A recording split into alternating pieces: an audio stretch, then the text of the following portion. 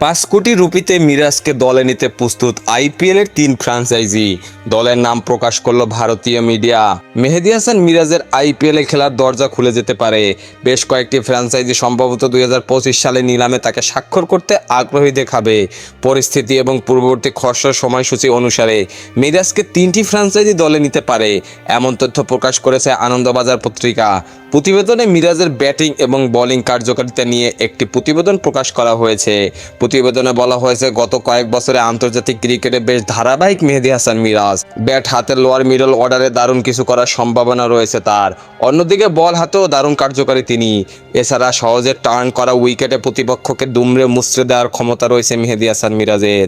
এছাড়া বর্তমানে সেরা ফর্মে রয়েছেন বাংলাদেশের অলরাউন্ডার মেহেদী হাসান মিরাজ। তাই তো আইপিএলের ফ্র্যাঞ্চাইজিদের চোখ পড়েছে তার উপর।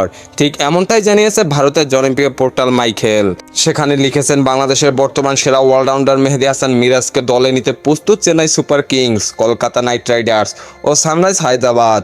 এবারে মেগা নিলামে তার দাম যেতে পারে 5 কোটি রুপি পর্যন্ত। খেলাধুলার সকল আপডেট পেতে আমাদের ইউটিউব চ্যানেলটি সাবস্ক্রাইব এবং ফেসবুক পেজটি ফলো দিয়ে লাইক, কমেন্ট, শেয়ার করে আমাদের সাথে যুক্ত থাকুন। ধন্যবাদ।